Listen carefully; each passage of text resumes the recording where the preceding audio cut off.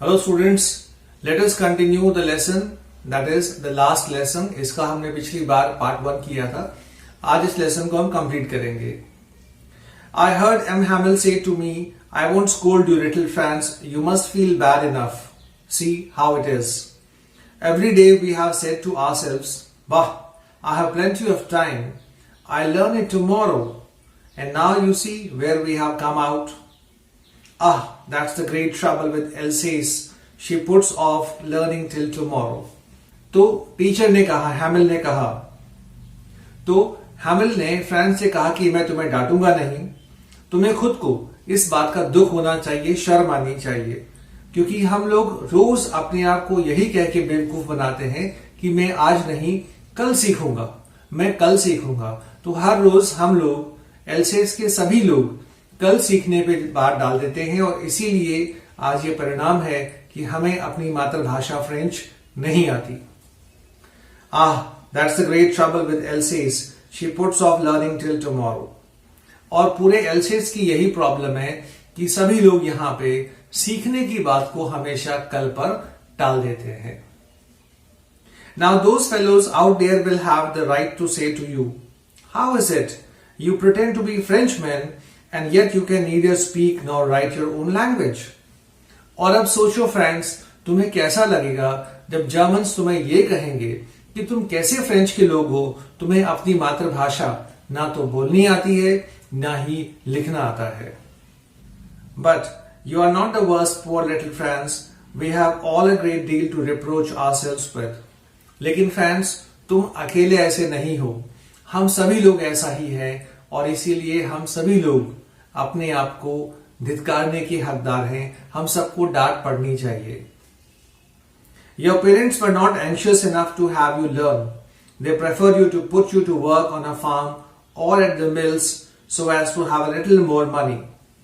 तुम्हारे माता पिता भी तुम्हें पढ़ाने के लिए ज्यादा चिंतित परेशान नहीं थे, बल्कि वो ये चाहते थे कि तुम फैक्ट्री में काम करो, मिल्स में काम करो या खेतों में काम करो, ताकि वो लोग थोड़ा सा और पैसा कमा सके. And I have been all to blame also. And I have been to blame also. और इसमें मेरा भी दोष है, मुझ पर भी इसका ब्लेमिंग इल्जाम लगता है. Have I not often sent you to water my flowers instead of learning your lessons? And when I wanted to go fishing, Did I not just give you a holiday? और मैं किस तरह जिम्मेदार हूं, क्योंकि अक्सर मैंने भी तुम्हें अपने घर में भेजा है कि पेड़ पौधों को पानी पिलाओ, बागवानी करने भेजा है. और जब जब मैं फिशिंग पे जाना चाहता था, जब जब मैं एंटरटेनमेंट चाहता था, तब तब मैंने तुम लोगों को छुट्टी दे दी थी. तो इसमें मेरा भी दोष है, तुम्हारा भी दोष है, तुम्हारे पेरेंट्स का भी दोष है, यानी पूरे एलसेस का दोष है. Then from one thing to another, M. Hamill went on to talk of the French language, saying that it was the most beautiful language in the world, the clearest, the most logical, that we must guard it among us and never forget it, because when people are enslaved, as long as they hold fast to their language, it is as if they had the key to their prison. फिर M. Hamill ने French भाषा की महानता के बारे में एक के बाद एक बहुत सारी बातें बताई. उन्होंने ये भी कहा कि तुम लोगों को अपनी भाषा कभी नहीं छोड़ना है, क्योंकि जब तक लोग अपनी मातृभाषा को बोलते हैं तब तक वो किसी भी कैद में रहे, कोई भी देश उन पर आक्रमण करे, वो लोग अपनी असली पहचान नहीं खोते. यानी हमारी मातृभाषा ही हमारी देश की असली पहचान होती है. और फ्रेंच लैंग्वेज, उन्होंने कहा हैमिल ने, कि दुनिया की सबसे ज्यादा स्पष्ट, लॉजिकल और अच्छी भाषा है फ्रेंच भाषा. Then he opened the grammar and read us our lesson. फिर हैमिल ने एक ग्रामर की बुक निकाली और एक लेसन पढ़ा. I was amazed to see how well I understood it. All he said seemed so easy, so easy. I think too that I had never listened so carefully and that he had never explained everything with so much patience. और उसके बाद मुझे लगा कि कितना आसान है इसे समझना. एम हैमिल ने जो कुछ भी समझाया मुझे बहुत अच्छे से, आसानी से समझ में आया और मुझे ऐसा महसूस हुआ कि आज से पहले मैंने अपनी भाषा को इतना ध्यान से कभी सुना ही नहीं। हो सकता है हैमिल ने भी आज से बढ़िया कभी हमें इस तरह से समझाया भी ना हो। It seemed almost as if the poor man wanted to give us all he knew before going away and to put it all into our heads at one stroke. ऐसा लग रहा था मानो हैमिल आज की लास्ट फ्रेंच क्लास में ही हमें सारा का सारा ज्ञान हमें समझाना चाहते थे। वो चाहते थे कि इस एक क्लास में ही हम लोग फ्रेंच का पूरा नॉलेज अंडरस्टैंड कर ले। After the grammar, we had a lesson in writing. That day, M. Hamel had new copies for us, written in a beautiful round hand. France, Alsace, France, Alsace. They looked like little flags floating everywhere in the schoolroom, hung from the rod at the top of our desks. उसके बाद हमारी grammar की class हुई, written class, यानी M हैमिल ने हम सबको नई कॉपियां दी लिखने के लिए और उस पर बहुत ही सुंदर हैंडराइटिंग में लिखा हुआ था फ्रांस एल्सेस, फ्रांस एल्सेस। ऐसा लग रहा था कि वो हमारे देश के झंडे हैं जो लहरा रहे हैं। You ought to have seen how everyone set to work and how quiet it was. The only sound was the scratching of the pens over the paper. आपको देखना चाहिए कितनी शांति थी, कितनी खामोशी थी। हम सभी लोग बहुत चुपके से, बहुत शांत तरीके से लिखने में बिजी थे। केवल हमारे पेन की जब पेपर पे लिखने की आवाज स्क्रैचिंग की आ रही थी, उस आवाज के अलावा पूरी क्लास में सन्नाटा था, क्वाइटनेस थी। Once some beetles flew in, but nobody paid any attention to them, not even the little ones who worked right on tracing their fish hooks, as if that was French too. Often the roof pigeons cooed very low, and I thought to myself, will they make them sing in German, even the pigeons? एक बार कुछ Beatles class में उड़ती हुई आई, लेकिन किसी ने उन पर ध्यान नहीं दिया। केवल बीटल्स की आवाज सुनाई दे रही थी। ऊपर कहीं छत पर पिजन्स, कबूतरों की कू की आवाज आ रही थी और मुझे ऐसा लगा कि क्या ये लोग कबूतरों से भी, पिजन से भी German बुलवाएंगे। Whenever I looked up from my writing, I saw M. Hamel sitting motionless in his chair and gazing first at one thing, then at another, as if he wanted to fix in his mind just how everything looked in that little school room. जब भी मैं लिखते लिखते ऊपर सिर करता था, हैमिल को देखता था, तो मुझे ऐसा लगा कि एम हैमिल इस क्लासरूम की हर चीज को बहुत ही गौर से, ध्यान से देख रहे हैं, मानो वो हर एक स्मृति को, हर एक मेमोरी पिक्चर को अपने दिमाग में हमेशा के लिए बिठा लेना चाहते हैं। Fancy, for 40 years he had been there in the same place with his garden outside the window and his class in front of him, just like that. 40 साल से हैमिल यहीं इसी स्कूल में पढ़ा रहे थे, यही क्लास, यही स्कूल, और इनकी क्लास के जस्ट बाहर था गार्डन।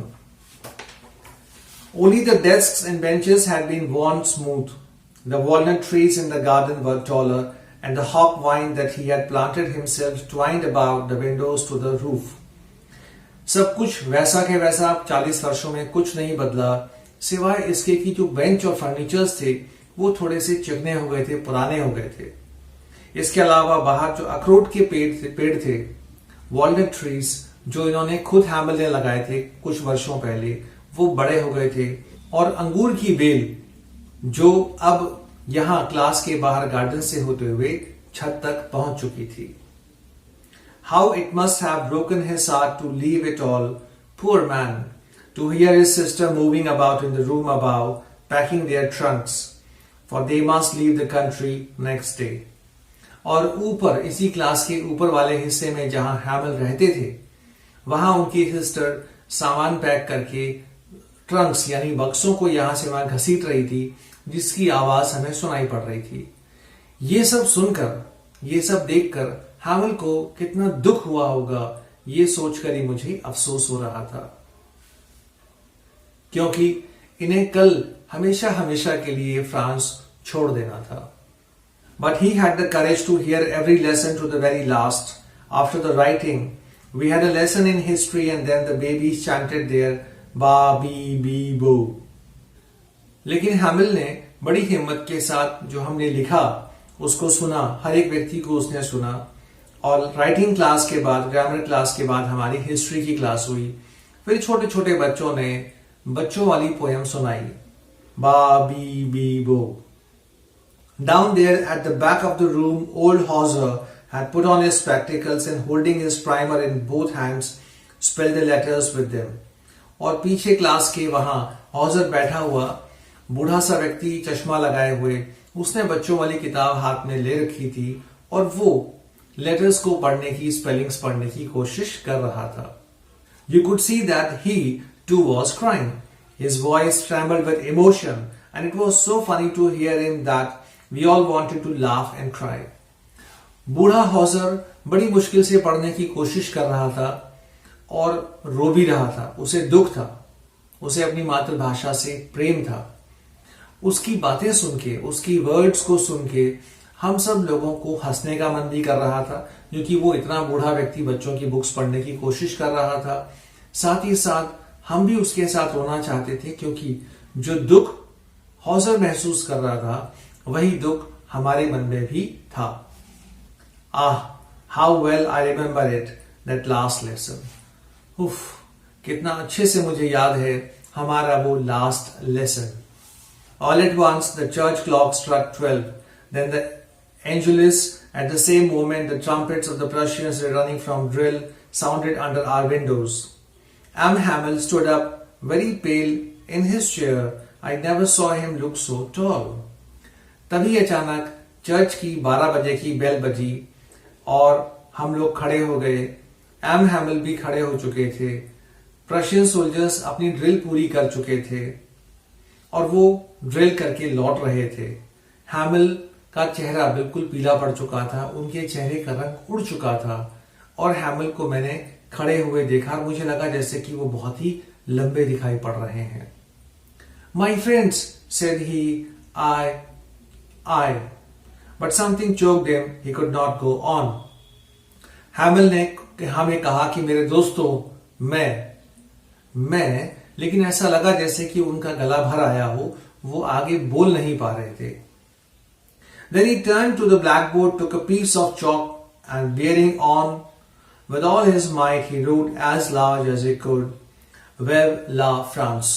और उसके बाद जब वो बोल नहीं पा रहे थे, इमोशनल हो गए थे, गला भर गया था उनका, तो ब्लैकबोर्ड की तरफ मुड़े, चौक हाथ में उठाई और बड़े बड़े अक्षरों में उन्होंने ब्लैकबोर्ड पर लिखा, वेव ला फ्रांस, यानी फ्रांस की जय हो। Then he stopped and leaned his head against the wall, and without a word, he made a gesture to us with his hand. School is dismissed. You may go. और उसके बाद दीवार के सहारे खड़े होके, क्योंकि वो अपने आंसुओं को हमें दिखाना नहीं चाहते थे, बहुत ज्यादा इमोशनल हो चुके थे, तो उन्होंने ब्लैकबोर्ड की तरफ ही मुंह करते हुए अपने हाथ से इशारा करके हमें कहा कि जाओ, स्कूल डिसमिस हुई, तुम लोग जा सकते हो। सो स्टूडेंट, ये हुआ आपका lesson complete. Keep studying, keep preparing for exam. All the best.